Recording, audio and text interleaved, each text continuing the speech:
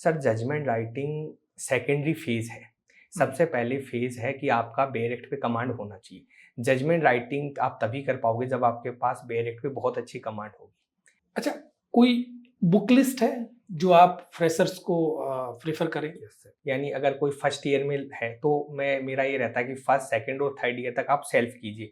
अगर एक बार हो, दो बार हो जाए तो बहुत बढ़िया, वरना एक बार तो आपको ये पता होना चाहिए कहाँ पे क्या चीज़ है। उसके बाद अगर आप कोचिंग लोगे तो उसका बहुत बेनिफिट रहेगा। ये तो फैक्ट है कि दुनिया व्यक्ति को नहीं पद को देखती है।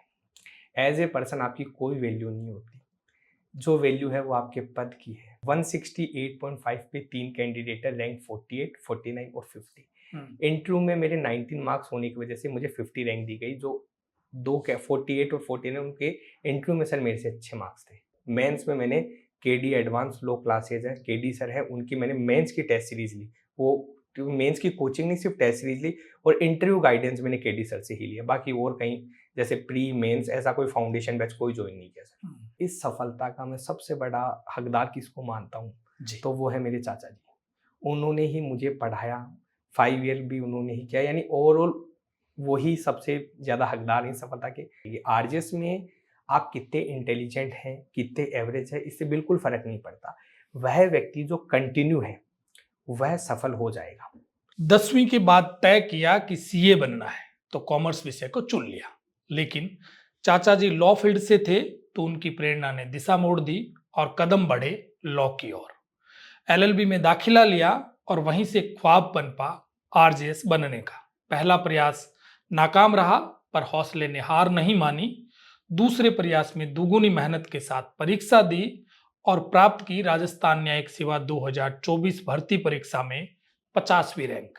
आज हमारे साथ उपस्थित है न्यायाधीश अभिषेक शर्मा। आइए जानते हैं इनकी कहानी और संघर्ष। तो आप हमारे साथ बने रहिए। नमस्कार, मैं Brij Mohan Ramawat, talk with BMR में आपका स्वागत है।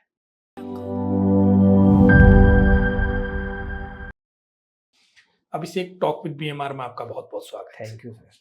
आपको बधाई, शुभकामनाएं, आप जज बन गए।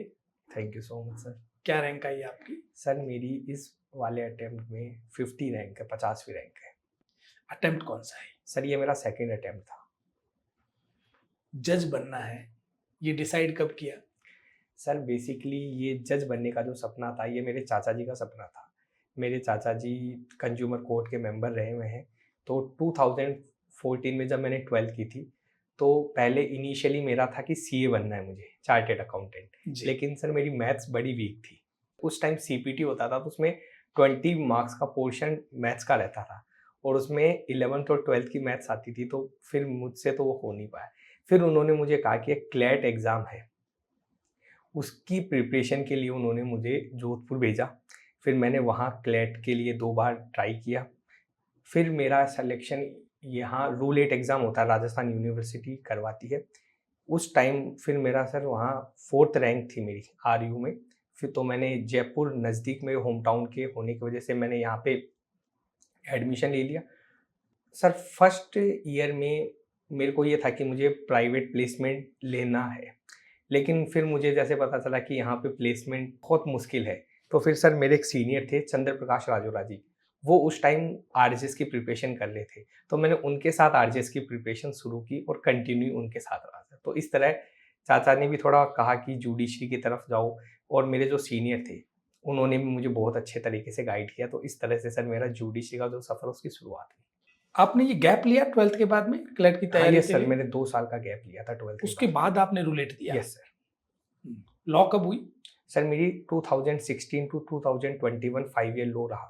फिर उसके बाद सर मैंने एलएलएम में एडमिशन ले लिया। तो 2021 टू 2023 मेरा एलएलएम, और एट प्रेजेंट में पीएचडी में एनरोल हूँ सर। नेट मेरा क्लियर हो चुका है। किस सब्जेक्ट पे कर रहे हैं पीएचडी? सर मेरा पीएचडी का टॉपिक है organised crime, terrorist activity and new criminal laws of India and their comparison with United States of America and Great Britain. अच्छा, लॉ में स्कोर क्या था आपका? सर प्री में मेरा 83 था। फिर मेंस में सर मेरा 149.5 था। सिविल में 60 थे, क्रिमिनल में 58.5 थे, इंग्लिश में सर 10 थे, और हिंदी में 21 थे, एंड इंटरव्यू में सर मुझे 19 मार्क्स दिए, तो टोटल 168.5 मेरा स्कोर रहा, 50 रैंक। नंबर तो आपके सभी में एवरेज आए हैं, तो मतलब बराबर नंबर, एवरेज नहीं कह सकते, कोई विशेष में ज्यादा नहीं आया। हाँ जैसे इंग्लिश में इस बार सबके इतने ही आए थे। हाँ सर, इंग्लिश की वजह से ही थोड़ा इस बार मार्किंग कम रहा। जैसे काफ़ी बच्चों के बहुत कम स्कोर रहा, तो 10 रहा मेरा सर इंग्लिश में स्कोर। बाकी 60 के अराउंड लो में रहा, तो ये एक डिसेंट स्कोर था सर। मीडियम क्या था आपका? सर मेरा इंग्लिश मीडियम था। कोचिंग ली आपने? नहीं सर, मैंने सेल्फ ही स्टडी की। कंप्लीट? यस सर, मैंने प्री सेल्फ किया, मेंस भी सेल्फ किया। बस मेंस में मैंने केडी एडवांस लो क्लासेज है, केडी सर है, उनकी मैंने मेंस की टेस्ट सीरीज ली। वो मेंस की कोचिंग नहीं, सिर्फ टेस्ट सीरीज ली। और इंटरव्यू गाइडेंस मैंने केडी सर से ही लिया। बाकी और कहीं जैसे प्री मेंस ऐसा कोई फाउंडेशन बैच कोई ज्वाइन नहीं किया सर। मॉक इंटरव्यू दिए आपने? यस सर, मॉक इंटरव्यू मैंने केडी सर के ही दिए 2। आपको हेल्प मिली मॉक इंटरव्यू की? हाँ सर, उनका मॉक इंटरव्यू प्रोग्राम बहुत अच्छा था। जैसे सर ने मॉक इंटरव्यू से पहले क्लासेस भी करवाई थी, 2-2 घंटे की क्लासें होती थी, तो उनसे काफ़ी बेनिफिट मिला मुझे। काफ़ी क्वेश्चंस थे जो रिपीट भी हुए। सर का सबसे अच्छा था, उन्होंने हर सब्जेक्ट के जो पहले इंटरव्यूज़ में क्वेश्चन पूछे हुए, वो उन्होंने अच्छे से प्रिपेयर कराए थे। तो सर उनका मुझे सही में कुछ यानी बहुत सपोर्ट मिला। 2021 में आपका सिलेक्शन नहीं हुआ, यस कहाँ सर। कमी रही थी? सर उस टाइम मेरा प्री क्लियर हो गया था, लेकिन मेरा मेंस रह गया था उस टाइम। कितने नंबर से रहा? सर मेरे 136.5 था स्कोर, और 146 कट ऑफ गई थी मेंस की। ज्यादा दूर नहीं थे। हाँ सर, 10 नंबर बहुत होते हैं। नहीं, नंबर तो वैसे एक हाँ, भी बहुत होता है, पर हाँ आप हाँ, नजदीक पहुंच गए। नज़दीक पहुंच गया था सर। उस समय कमी कहाँ रही थी, ये आपने एनालिसिस किया इसका? सर उस टाइम कमी यही रही थी, मैंने कोचिंग कभी ली नहीं। तो जैसे बेयरेक्ट्स था, उन पे तो मैंने टीचर्स की मदद से कमांड कर ली, लेकिन एक पोर्शन होता है जजमेंट राइटिंग का 40 नंबर का। सर मैं वहाँ लेग कर गया, और मेरी जो पहला मेंस था उसमें 40 के 20 मार्क्स की सिविल में और 20 मार्क्स की क्रिमिनल में, दोनों में है 40 नंबर की जजमेंट राइटिंग छूट गई थी सर। उस टाइम मैंने कोई पेपर भी नहीं लिखा था, घर से ही तैयारी करी अच्छा, थी। छूट गई मतलब सवाल ही नहीं हुआ? उससे पहले मैंने कभी कोई मेंस प्रैक्टिस भी नहीं किया था। तो मेरा पहला फर्स्ट पेपर ही मेंस का था।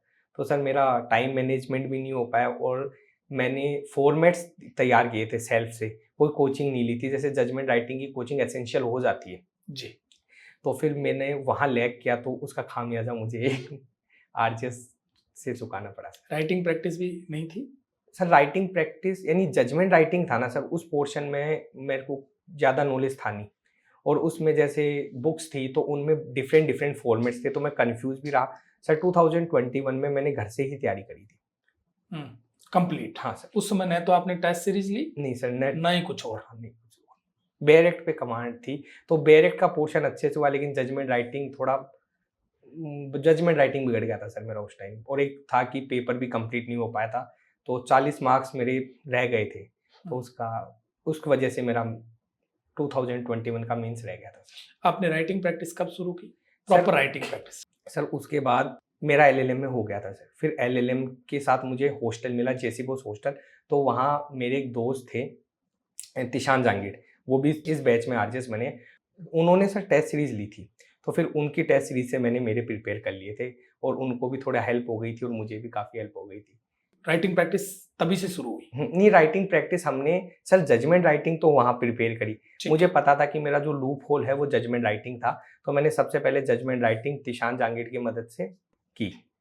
फिर हमने नियर अबाउट 6 महीने बाद केडी सर के टेस्ट सीरीज लगवा ली थी सर। तो उसको रेगुलरली मैं टेस्ट देने जाता था केडी सर के मेंस के, तो उससे मेरे को जो खामियां थी वो भी पता चली, बेयरेक्ट पे कमांड भी अच्छी हुई, और मेरे को उस टाइम कॉन्फिडेंस भी रहा कि हाँ अपन सही कर रहे हैं। सर खुद एक जुडिशियल ऑफिसर रह चुके हैं, तो उनको इन डेप्थ पता है कि कहाँ क्या लिखना है, कहाँ क्या ऐड करना है। और हिंदी और इंग्लिश की तैयारी कैसे की? सर वो मैंने सेल्फ करी complete? Yes sir.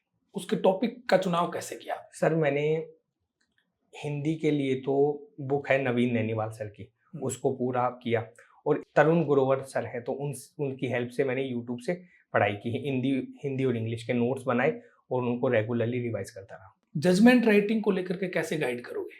Sir judgement writing secondary phase है। सबसे पहले फेज है कि आपका बेयरेक्ट पे कमांड होना चाहिए। जजमेंट राइटिंग आप तभी कर पाओगे जब आपके पास बेयरेक्ट पे बहुत अच्छी कमांड होगी। तो मैं फ्रेशर्स को तो यही कहूँगा कि सबसे पहले खुद के बेसिस पे यूट्यूब की मदद से एक बार पूरा कोर्स खुद करें। एक बार पूरा कोर्स खुद कर लेंगे तो आपको जो बेस है वो आपका बन जाएगा, उसके बाद आप कोचिंग ज्वाइन करें। तो जब आप एक बार पूरा कोर्स कर चुके होंगे, फिर आप कोचिंग ज्वाइन करेंगे तो उसका आपको बहुत फ़ायदा होगा, क्योंकि आपको पता होगा कि मैं कहाँ लैग कर रहा हूँ, कौन-सा टॉपिक है जो मुझे समझ नहीं आ रहा। तो सर मेरा तो यही कहना है कि एक बार आप खुद से ही सेल्फ करें, फिर आप कोचिंग ले सकते हैं। जब आपका फाउंडेशन तैयार हो जाए, हाँ सर, उसके तो बाद कोचिंग करें। उससे आपको बहुत ज़्यादा मदद मिलेगी। यानी अगर कोई फर्स्ट ईयर में है तो मेरा ये रहता है कि फर्स्ट, सेकंड और थर्ड ईयर तक आप सेल्फ कीजिए। अगर एक बार हो, 2 बार हो जाए तो बहुत बढ़िया, वरना एक बार तो आपको ये पता होना चाहिए कहाँ पे क्या चीज़ है। उसके बाद अगर आप कोचिंग लोगे तो उसका बहुत बेनिफिट रहेगा। और हिंदी और इंग्लिश का कैसे करें? सर मैंने सेल्फ किया था हिंदी और इंग्लिश का।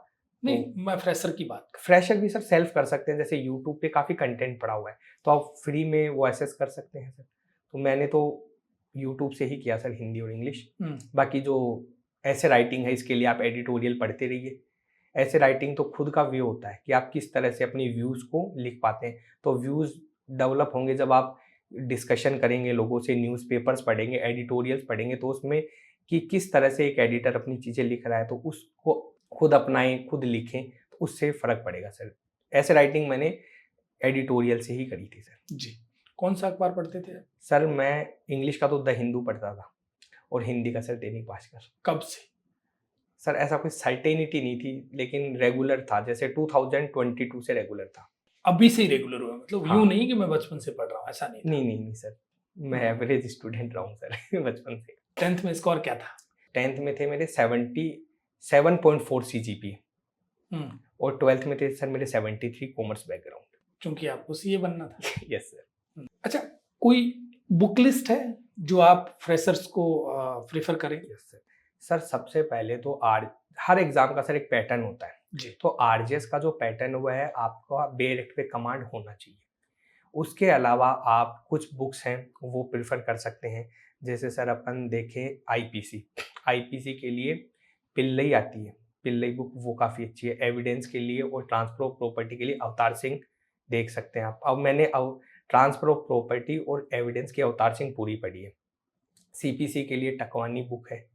सीआरपीसी मेरे हिसाब से आपको कुछ सेलेक्टिव टॉपिक बुक से पढ़ने हैं, बाकी आप डायरेक्ट से कर सकते हैं। आईपीसी के लिए सर मैंने बताई दी पिल्लई, और उसके अलावा सर अपन कॉन्ट्रैक्ट की देखें तो बांगिया है, अवतार सिंह है, ये पढ़ सकते हैं। और माइनर्स के लिए कोई बुक पढ़ने की इतनी आवश्यकता नहीं है। स्पेसिफिक रिलीफ और लिमिटेशन के लिए आप एके जैन देख सकते हैं, तो ये मटेरियल सफिशिएंट होगा। आरजीएस में सर डायरेक्ट क्वेश्चंस काफ़ी आते हैं, तो वो अगर आपकी डायरेक्ट पे कमांड है तो आप उनसे कर सकते हैं। बाकी जो प्रॉब्लमेटिक क्वेश्चंस है वो आपके कॉन्सेप्ट क्लियर रहेंगे तो इजीली हो जाएंगे। ये बुक्स आपके नॉलेज को एनहेंस करेगी, प्रॉब्लमेटिक क्वेश्चंस को सोल्व करने में काफ़ी मदद करेंगी। तो मैंने तो सर ये कुछ बुक्स थी जो पढ़ी थी। आपके परिवार में कोई है आपके लेवल नहीं के सर। अधिकारी, अभी कोई आरजेएस हो? नहीं सर, मेरे कोई चाचा असिस्टेंट जी। प्रोफेसर हो उसमें, लॉ में? नहीं सर, मेरे चाचा जी अभी एट प्रेजेंट में एडवोकेट हैं। पहले वो डिस्ट्रिक्ट कंज्यूमर कोर्ट के मेंबर रह चुके हैं, तो उन्होंने ही सर लीगल में चाचा जी हैं, उनके बाद मैं ही। पिताजी क्या करते हैं? Sir private business. मतलब स्कूल में आपने कहा मैं एवरेज स्टूडेंट था, यस। तो अदर एक्टिविटीज में भाग लेते थे? सर मुझे बचपन से क्रिकेट खेलने का बहुत शौक था। मैं क्रिकेट खेलता था, क्रिकेट में मैं डिस्ट्रिक्ट लेवल पे भी गया हुआ हूँ। फिर उसके बाद ये था कि चार्टेड अकाउंटेंट बनना है, तो फिर मैं उसके बाद 11th-12th के बाद सीए के लिए पूरा डेडिकेटेड हो गया था सर। गेम छोड़ दिया आप? हाँ सर। आपको इंटरव्यू नंबर दिए 19? Yes sir. क्या पूछा उन्होंने आपसे? सर इंटरव्यू में मुझसे जो बेसिकली थे प्रैक्टिकल क्वेश्चंस पूछे उन्होंने, जैसे sir police custody, judicial custody के रिगार्डिंग पूछा, डिफॉल्ट बेल के रिगार्डिंग पूछा, इरेगुलरिटीज़ के रिगार्डिंग पूछा, प्रैक्टिकल केसेस देके बेल के रिगार्डिंग पूछा। आईपीसी के सर उन्होंने मुझे 299, 300 में प्रैक्टिकल सिचुएशंस देके पूछी। टोर्ट सर मेरा टोर्ट एंड क्राइम था मेरा मास्टर्स, तो मुझे टोर्ट से काफ़ी क्वेश्चन पूछे गए, एविडेंस से काफ़ी क्वेश्चन पूछे गए। तो सर मेरा जो बेसिकली इंटरव्यू था वो पूरा प्रैक्टिकल क्वेश्चंस पे बेस्ड था। जीके नहीं पूछा गया सर मुझसे, पूरा जो इंटरव्यू चला वो लो पे ही चला। पीएचडी के टॉपिक पर बात हुई? नहीं सर, उस टाइम मैंने पीएचडी मेंशन नहीं कर रखा था, क्योंकि मेरा ये था कि अगर ज्वाइनिंग जल्दी आ जाएगी तो मुझे पीएचडी छोड़नी पड़ेगी। तो वहाँ से कोई सवाल नहीं है? नहीं सर। कितनी देर चला इंटरव्यू? सर मेरा 40 मिनट्स के अराउंड चला इंटरव्यू। 40? हाँ सर। बहुत लंबा चला। हाँ सर। प्रैक्टिकल क्वेश्चंस पूछ रहे थे तो टाइम भी लग रहा था और उनका आंसर देने में भी टाइम लग रहा था सर। डायरेक्ट क्वेश्चंस में तो आपके पास आंसर होता है, प्रैक्टिकल में सिचुएशन को समझना, फिर उनके अकॉर्डिंग आंसर फ्रेम करना, तो टाइम लग ही जाता है। अच्छा, सॉरी बोला आपने? सर मुझे सिर्फ 3 क्वेश्चंस थे जिनके आंसर मैं नहीं दे पाया था। एक तो एनडीपीएस एक्ट से था, तो एनडीपीएस एक्ट मैंने पढ़ा हुआ नहीं था। जी। सर एक आईपीसी 420 पे उन्होंने मुझे लेटेस्ट जजमेंट पूछा, तो मैं अनअवेयर था। और सर एक एडवोकेसी के रिगार्डिंग। तो ये 3 क्वेश्चंस थे जिनके आंसर मैं सेटिस्फैक्ट्री नहीं दे पाया। बाकी सर मैंने सारे क्वेश्चंस के आंसर बहुत सेटिस्फैक्ट्री दिए। आप जब इंटरव्यू देके बाहर निकले तो सेटिस्फाई थे? सर इंटरव्यू देके जब मैं बाहर निकला तो मैं सेटिस्फाई था कि हाँ मेरा हो जाएगा, चांसेस थे। 100% सर कोई नहीं कह सकता, लक एक बहुत बड़ा फैक्टर होता है कोई भी एग्जाम में। तो मैं मेरे इंटरव्यू से सेटिस्फाइड था, पर सर मेंस में जो अनसर्टेनिटी थी मार्क्स की, उससे सर कोई भी नहीं कह सकता था कि मेरा हो जाएगा। बस एक एजम्पशन लगा सकते थे कि हो सकता है। तो सर मेरा भी यही था कि हो सकता है। इंटरव्यू अच्छा गया है, मैंने अपना पार्ट बहुत अच्छे से परफॉर्म किया है, रेस्ट भगवान सब ठाकुर जी पे है। आपके जो एग्रीगेट नंबर है उस पे 3 कैंडिडेट है। यस सर, 168.5 पे 3 कैंडिडेट है, रैंक 48, 49 और 50। इंटरव्यू में मेरे 19 मार्क्स होने की वजह से मुझे 50 रैंक दी गई। जो 48 और 49 उनके इंटरव्यू में सर मेरे से अच्छे मार्क्स थे, तो इस वजह से उनको प्रेफरेंस मिला। तो ये भी लक कह सकते हैं? लक भी है, उन्होंने उनका इंटरव्यू मेरे से अच्छा गया हो, नो उनका डाउट, हार्ड जो तो वर्क अच्छा गया तभी उनको ज़्यादा सर। नंबर मिले होंगे। यस जब रिजल्ट आया यस सर। किसने देखा? सर जब रिजल्ट आया तो मैं और मेरे जो आरजेएस दोस्त है तिशान जी, हम पिछले 10 साल से साथ ही हैं, साथ ही तैयारी कर रहे हैं। तो हम 26 को उनका इंटरव्यू था, तो सर हम 26 को ट्रेन में पूरे दिन देख के आए। तो 26 को रिजल्ट आया नहीं, 27 को संडे था सर। तो हमने प्लान बनाया कि हम खाटू श्याम जी चल के आते हैं। तो सर हम खाटू श्याम जी जब पहुंचे, मंदिर से दर्शन किए, जस्ट बाहर निकलते सर रिजल्ट आ गया था। फिर सबसे पहले मैंने फ़ोन मेरे चाचा जी को किया, कृष्ण कुमार शर्मा जी को, क्योंकि वो मेरे सबसे बड़े वेल विशर हैं। उन्होंने ही मुझे पढ़ाया लिखाया है, सब कुछ फाइनेंस वाइनेंस सब कुछ यानी मैं उन्हीं के पास रहा हूँ। उन्होंने ही मेरी फ़ीस सब कुछ उन्होंने ही किया। तो सबसे पहला फ़ोन मैंने चाचा जी को किया, फिर मेरी दादी जी को किया, मम्मी-पापा को किया और फिर अदर रिलेटिव्स को किया। रिजल्ट आपने खुद ही देखा? मेरे दोस्त हैं वीरेंद्र प्रताप सिंह, उन्होंने मेरा रिजल्ट देखा। वो काफ़ी हेल्पिंग नेचर के हैं, उन्होंने मुझे काफ़ी मोटिवेटेड रखते थे वो। तो उन्होंने मेरा रिजल्ट देखा, तो जब मैं दर्शन करके फ्री हुआ तो उन्होंने मुझे फ़ोन किया कि 50 रैंक है। आपके दोस्त साथ थे? Yes sir. उनकी रैंक क्या आई थी? सर तिशान जहांगीर की 222। उन्होंने रिजल्ट देखा, उनके पास भी किसी का फ़ोन ही आया? जो वीरेंद्र प्रताप सिंह थे, हाँ। उन्होंने ही हम दोनों का रिजल्ट देखा। अच्छा, उनको पता था कि दोनों आप साथ हो? हाँ सर, वहाँ उनको, वो मेरे दोस्त ही हैं। तो हम जैसे फ्लैट से हम सुबह ही निकले थे, तो मैं उनको कह के गया था कि मैं शाम खाटू श्याम जी के दर्शन करके आता हूँ, फिर शाम को मिलते हैं। तो उस दिन हमें एक्सपेक्ट नहीं था, क्योंकि संडे था। मुझे लगा कि रिजल्ट आएगा तो मंडे को आएगा। अनएक्सपेक्टेडली रिजल्ट आया था। हम तो दर्शन के हिसाब से गए थे सर। अच्छा, रिजल्ट आने से पहले का वक्त होता है और एक रिजल्ट आने के बाद का वक्त होता है। Yes sir. आपने चेंज महसूस किया? ये तो फैक्ट है कि दुनिया व्यक्ति को नहीं, पद को देखती है। एज ए पर्सन आपकी कोई वैल्यू नहीं होती, जो वैल्यू है वो आपके पद की है। तो सर ये तो आप हार्श रियलिटी ऑफ सोसाइटी मान लो या पब्लिक का माइंडसेट मान लो। हाँ, जब कोई व्यक्ति एक पद पे पहुंच जाता है तो सबका प्रोस्पेक्ट, सबका नज़रिया चेंज हो जाता है। लेकिन घर वालों का नज़रिया सेम था। जिस तरह से मैं उनके लिए पहले था, आज भी मैं वैसे ही हूँ और वो आज भी मुझे वैसे ही ट्रीट करते हैं। तो घर वालों के जो व्यवहार, उनमें कोई बदलाव नहीं है। हाँ, बाहर के जो लोग थे उनमें बहुत बदलाव आया। पहले कोई बात नहीं करता था, तो अब वो आगे होके बात करता है। पर इन चीज़ों से सर मुझे कोई फ़र्क नहीं पड़ता। मैं पहले भी वैसा था, आज भी वैसा ही। आपकी जर्नी बहुत लंबी थी। हाँ सर, जर्नी बहुत लंबी थी। इतनी लंबी जर्नी को कंटिन्यू रखना बड़ा टफ जॉब है। Yes sir. बीच-बीच में आदमी डिप्रेस हो जाता है, डिसअपॉइंट होता है। आपके साथ ये सब हुआ?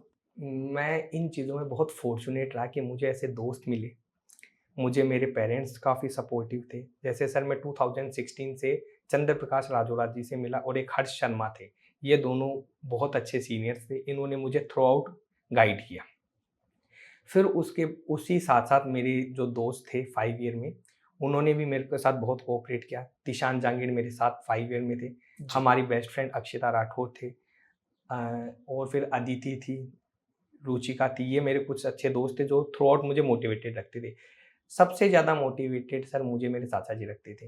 वो हमेशा ये कहते थे कि हाँ, मुझे कॉन्फिडेंस है कि तेरा सिलेक्शन हो जाएगा। कभी भी कोई भी चीज़ होती थी तो वो हमेशा सपोर्ट करते थे। जैसे मेरा फर्स्ट अटेम्प्ट रहा तो भी उन्होंने कहा कि कोई दिक्कत नहीं, फर्स्ट अटेम्प्ट है, करता रहे तैयारी। सेकंड अटेम्प्ट में सर 3 साल लग गए आते-आते। फिर भी उन्होंने मुझे बिल्कुल कभी ऐसा नहीं, जैसे मेरा नेट हर बार क्लियर हो जाता था, तो अदर पेरेंट्स होते या अदर तो उनका ये रहता कि आप कॉलेज जॉइन कर सकते हो। लेकिन उन्होंने मुझे यही कहा कि तू कॉलेज-वॉलेज जॉइन मत कर, सब देख लेंगे, तू पहले तेरा आराम से आरजेएस दे। जब मेंस था तो मैंने कहा कि पेपर तो बहुत अच्छा गया, तो उन्होंने कहा कोई दिक्कत नहीं, तू तैयारी करता रहे। तो चाचा जी ने बहुत मोटिवेटेड किया। फिर सर 3 ईयर में हमारे एक टीचर थे सोनी सर, राजीव सोनी जी, उन्होंने बहुत गाइड किया, बहुत कोऑपरेट किया, बहुत मोटिवेटेड किया। तो सर मैं बहुत फॉर्च्यूनेट रहा कि मेरे तिशान, अक्षिता, अदिति, रुचिका जैसे दोस्त रहे, सीपी भैया, हर्ष भैया जैसे सीनियर रहे, चाचा जी जैसे कृष्ण कुमार शर्मा जो मेरे चाचा जी, उनका गाइडेंस रहा। सर मुझे कोऑपरेशन चारों तरफ से मिला। तो डिसअपॉइंट होने का समय ही नहीं मिला। दोस्त अच्छे थे सर, कभी डिसअपॉइंट होने ही नहीं देते थे। तिशान, अक्षिता ये तो हमेशा ही कहते थे कि हम तो तेरे को जज ही मानते हैं।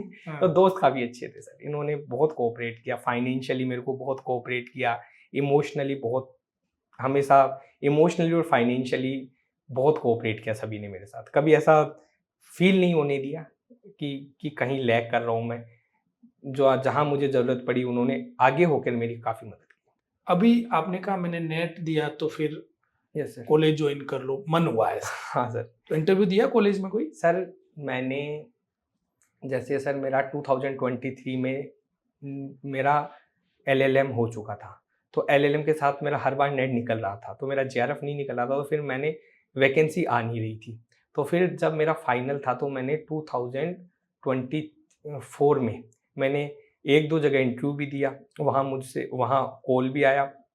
लेकिन फिर जो दोस्त थे उन्होंने कहा कि नहीं भाई, कॉलेज तो जॉइन मत कर, एक अटेम्प्ट और दे। फिर मेरे चाचा जी थे, मैंने उनको जब कही तो उन्होंने कहा भाई कॉलेज, मेरा फाइनेंशियल बैकग्राउंड ठीक था सर, तो उन्होंने कहा कि कॉलेज जॉइन करने की कोई आवश्यकता नहीं है, एक अटेम्प्ट बहुत अच्छे से दे। और सर मेरा भी यही था कि मुझे आरजेएस बहुत शिद्दत से करना था।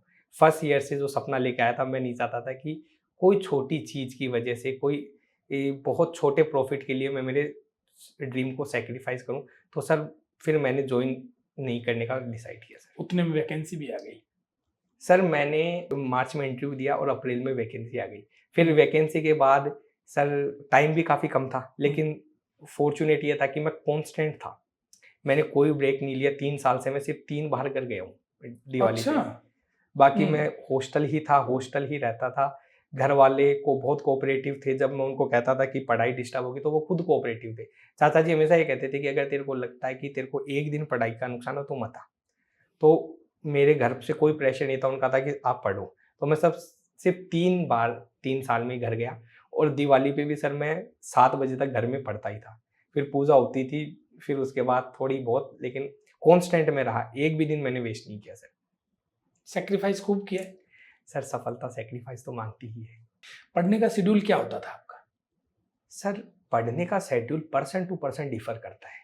कुछ आदमी होते हैं जिनकी रात में बहुत अच्छी पढ़ाई होती है, कुछ आदमी होते हैं जो मॉर्निंग पर्सन होते हैं। तो मेरा सर फर्स्ट अटेम्प्ट में मेरा नाइट शेड्यूल था, वो मेरे को लगा थोड़ा इनएप्रोप्रिएट था, क्योंकि मेंस के टाइम रात को मेरी जगने की आदत की वजह से मेरा स्लीपिंग शेड्यूल थोड़ा ख़राब रहा। उसके बाद मैंने स्लीपिंग शेड्यूल चेंज किया, फिर मैं दिन में पढ़ने लगा। मेरा ये था कि सर मैं सुबह 7 साढ़े 7 8 बजे उठता था और 10 बजे से मेरी पढ़ाई शुरू करता था। 10 से लेके मैं शाम को 6 7 8 बजे तक आराम से पढ़ता था, और रात को मैंने पढ़ना बंद कर दिया था। रात को मैं देखता था तो यूट्यूब से ऐसे के कंटेंट देख लेता था, जो बर्निंग इश्यूज़ हैं, जो लेटेस्ट चल रहे हैं उनके ऊपर। प्रशांत धवन जी हैं एक, वो काफ़ी अच्छे वीडियोज़ बनाते हैं, वर्ल्ड अफेयर नाम से उनका चैनल है, तो वो ऑल अराउंड वर्ल्ड क्या चल रहा है वो सब बताते रहते थे। इससे सर मेरे ऐसे के टॉपिक्स भी होते रहते थे। बाकी मैं जो और चीज़ें थी, तो मैं वो यूट्यूब पे सर्च करता रहता था। रात को मैंने पढ़ना बंद कर दिया था सर। फिर फर्स्ट अटेम्प्ट के बाद मैं दिन में ही पढ़ना था। सुबह 10 बजे से लेके शाम को 6-7 बजे तक पढ़ता था सर। मेंस के बाद में आपका ग्रुप बना इंटरव्यू को लेकर के कोई? नहीं सर, मेंस के बाद में कोई ग्रुप नहीं बना, मैं सेल्फ ही रहा सर। जो ग्रुप पहले का था वही चला आ रहा था? हाँ सर, अभी भी सर इंटैक्ट ग्रुप है, सब साथ ही है। अच्छा, एक आरजेएस की तैयारी करने वाले बच्चों के बारे में कहा जाता है कि चीजें वो एक दूसरे के साथ शेयर नहीं करते। तो आपका जो ग्रुप था, शेयर करते थे आप? सर ये सब चीज़ें, ये मेंटालिटी होती है सर आपकी। मैं ये मानता हूँ कि अगर आप मेहनत करोगे तो ऐसी कोई चीज़ नहीं जो आपको रोक सके। सर आज जो डिजिटल वर्ल्ड है वहाँ पे इतनी सारी चीज़ें पड़ी हैं कि आपके पास कंटेंट की कमी हो ही नहीं सकती। तो सर फ़ॉर्च्यूनेटली मेरे साथ तो ये हुआ नहीं। जो नोट्स वोट्स थे वो हम बनाते थे तो आपस में शेयर कर लेते थे सर। मेरा, अक्षिता, तिशान का यही था कि हम 3 के बीच में जो चीज़ थी वो बिल्कुल कॉमन थी। जो नोट्स हम पढ़ते थे वो हमारे कॉमन थे। और सर सबका क्या होता है, सब अपने नोट्स बनाते हैं अपनी तरीके से। तो हमने जो नोट्स बनाए थे वो हमारी तरीके से बनाए थे। जो हमारा दूसरे दोस्त थे उन्होंने अपनी तरीके से बनाए थे।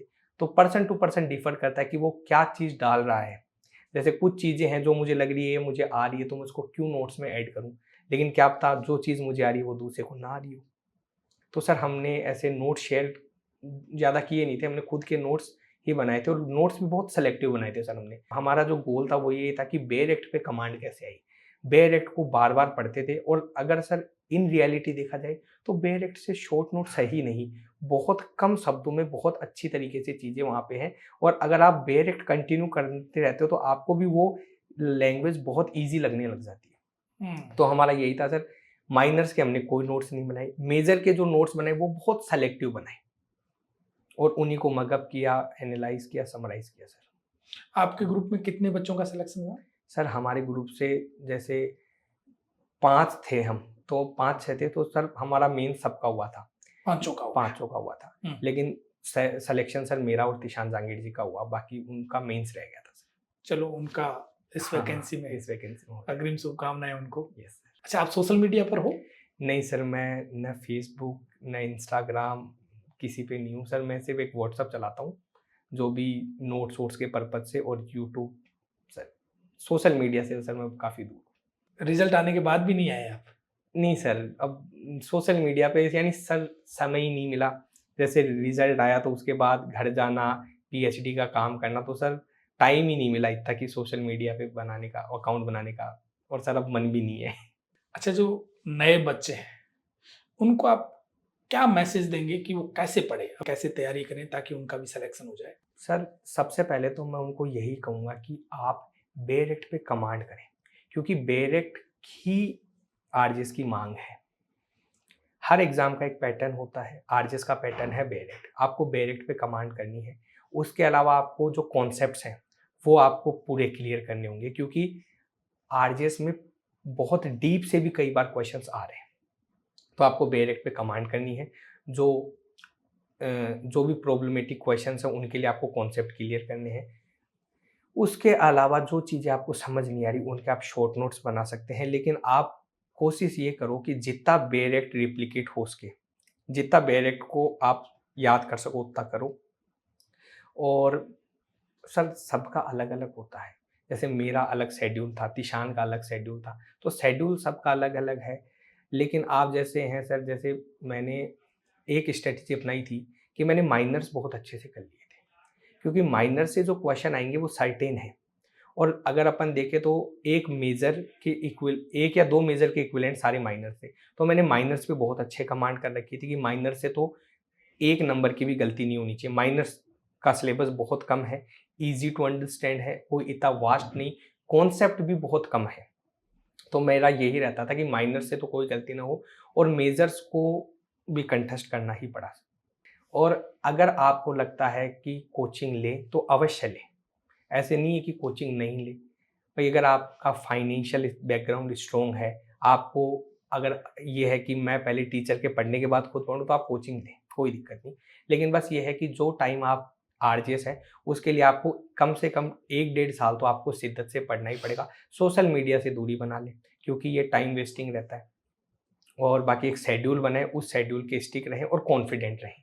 आरजेएस की सर जब तैयारी होती है ना, तो जब सर मेजर लॉज पढ़ते हैं, जैसे आईपीसी, सीआरपीसी, सीपीसी, इनके ये इतने बड़े एक्ट हैं सर, इनको पढ़ते-पढ़ते बच्चे डिमोरलाइज़ हो जाते हो। तो मैं यही कहूँगा कि आप किसी भी फेज़ पर डिमोरलाइज़ नहीं हो। शुरू से यही मान के चलें कि हाँ, मेरा हो जाएगा। इस कॉन्फिडेंस के साथ आप आगे बढ़ें, आपको सफलता ज़रूर मिलेगी। आपने डाइस को विजुअल कब किया? सर मैंने 2017 से तैयारी स्टार्ट कर दी थी। उसी समय उसी विजुअलाइज कर समय लिया कहा कि आरजेएस ही बनना है। हम्म।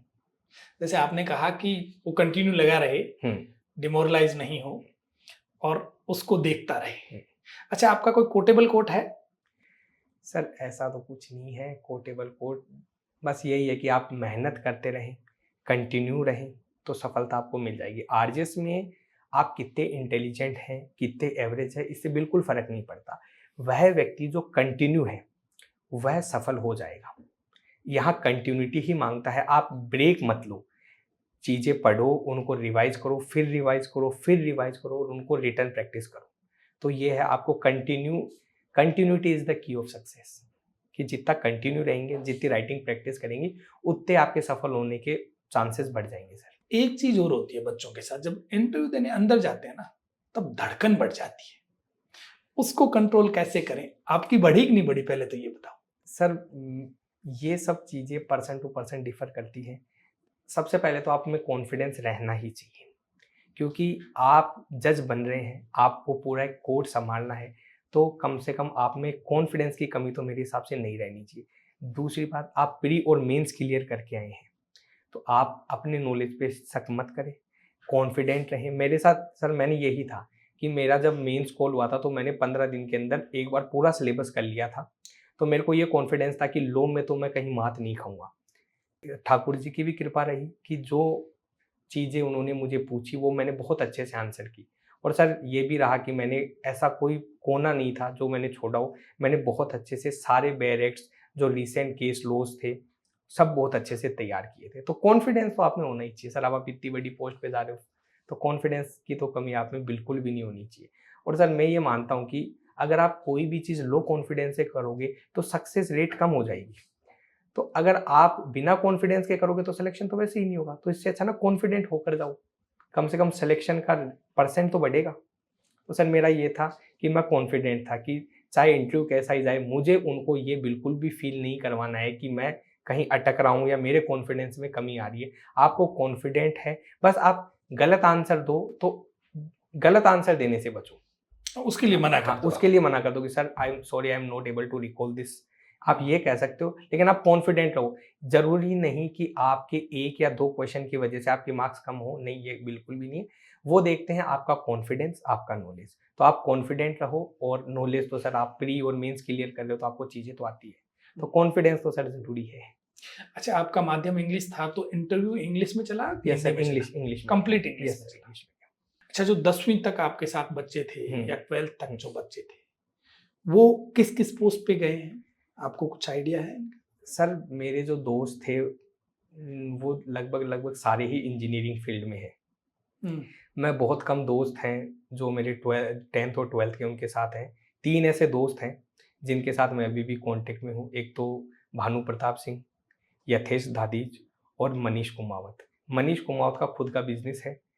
भानु प्रताप सिविल एस्पिरेंट है, आईएएस इनकी तैयारी कर रहे हैं, और जो यथेश दादीजा वो पीएसयू में जॉब कर रहे हैं। तो ये 3 दोस्त हैं मेरे जिनसे मैं अभी भी कांटेक्ट में हूँ। स्कूलिंग के जो दोस्त हैं ये 3 ही कंटिन्यू है आपके साथ? बाकी एक मेरा बचपन का दोस्त है सुनील कुमार सोनी, उसका खुद का ज्वेलरी का बिजनेस है, तो वो मेरा चाइल्डहुड फ्रेंड है, यानी बचपन से लेके अब तक मेरा दोस्त है। स्कूल के अभी 3 दोस्त हैं और कॉलेज के लगभग सारे दोस्त ही कनेक्ट है। अच्छा, आपने कहा कि मैं जब तैयारी कर रहा था तो 3 साल में 3 बार ही घर गया। जब आदमी इस लेवल की तैयारी करता है तो बहुत सारी चीजें पीछे छोड़ता है। सर पीछे छोड़नी पड़ती हैं। अगर आप सिलेक्शन ले रहे हो तो अगर आपका माइंडसेट है कि मुझे सिलेक्शन लेना ही है तो होना ही पड़ेगा। सर मैंने काफ़ी शादियां थी जो मैंने छोड़ी, काफ़ी मेरे मामा जी के फंक्शंस थे वहाँ गया, खुद मेरे फैमिली में भी काफ़ी फंक्शंस थे तो मैं बिल्कुल नहीं गया। मैं उनको यही कहता था कि भाई मुझे जज बनना है, मुझे पढ़ लेने दो, और मेरे घर वाले भी बहुत कोऑपरेटिव थे। नाराज नहीं हुए कभी? सर मेरे चाचा जी का एजुकेशनल बैकग्राउंड बहुत अच्छा है, तो वो इस चीज़ को समझते हैं कि बड़ी एग्जाम में बड़ी तैयारी लगती है। तो वो मुझे यही कहते थे कि अगर तेरे पास समय हो और अगर तेरे को लगे कि इस वजह से तेरा टाइम खराब नहीं होगा तो मत आना। तो मेरे घर वाले सर काफ़ी कोऑपरेटिव थे। मैं उनको कह देता था कि भाई आप चाहते क्या हो, कि जज बनूँ नहीं बनूँ। जब वो कभी फोर्स करते तो मैं कहता था मैं एक काम करता हूँ, सारा सामान लेके घर ही आ जाता हूँ। तो घर वाले कहते थे नहीं नहीं पढ़। तो मेरे घर वाले हमेशा सपोर्ट में रहे। दिवाली को भी जाना सर दिवस एक दिवाली थी जब मैं जाता था, और वो भी सिर्फ 2 दिन के लिए। फिर तीसरे दिन सुबह 7 बजे मैं बस पकड़ के जयपुर आ ही जाता था। आपकी इस जर्नी में या आपकी इस सफलता में यस, खूब सारे लोगों का सहयोग रहा, साथ रहा। यस। आपने खूब सारे लोगों का नाम लिया। इसके अलावा भी कोई ऐसे लोग हैं जिनका हम नाम लेना चाहेंगे, जिनको क्रेडिट देना चाहेंगे? सर, अगर इस सफलता का मैं सबसे बड़ा हकदार किसको मानता हूँ, जी। तो वो है मेरे चाचा जी। उन्होंने ही मुझे पढ़ाया, 5 ईयर भी उन्होंने ही किया, यानी ओवरऑल वही सबसे ज़्यादा हकदार हैं इस सफलता के। उनके अलावा मेरे जो दोस्त हैं, तिशान जहांगीर, अक्षिता राठौर, ये मेरे क्लासमेट्स हैं जिनको मैं अपनी सफलता का क्रेडिट देना चाहूँगा। सर, सीनियर्स में चंद्र प्रकाश राजौरा जी, उन्होंने ही मुझे आरजेएस के लिए पढ़ाया, यानी मैंने जो कुछ भी पढ़ा उनसे पढ़ा। हर्ष शर्मा, उन्होंने भी काफ़ी कर, और एक खुशबू प्रजापति दीदी थे। इन तीनों ने मुझे बहुत अच्छे से रखा, एज ए जूनियर ही, छोटे भाई की तरह। जो भी हेल्प होती थी पढ़ाई में, मैं इनसे ही करता था। और सर, टीचर्स का देखें तो हमारे 3 ईयर में एसोसिएट प्रोफेसर हैं राजीव सोनी जी, उनका भी बहुत कोऑपरेट रहा। तो ये सर कुछ पर्सन्स हैं जिनका मैं बहुत धन्यवाद करना चाहूँगा। और अगर मेरे अलावा इस सफलता के सबसे ज़्यादा हकदार है तो यही सर लोग हैं जिनको मैं सफलता शेयर करना चाहूँगा, मेरी सफलता को। तो अभिषेक, आप हमारे यहाँ पधारे, आपका बहुत बहुत आभार। आपने अपनी जर्नी शेयर की, इससे खूब सारे बच्चों को फायदा होगा। सर, आपको भी बहुत बहुत धन्यवाद जो मुझे इस प्लेटफॉर्म पे आने के लिए आपने इनवाइट किया, और बहुत बहुत धन्यवाद सर आपका। जी।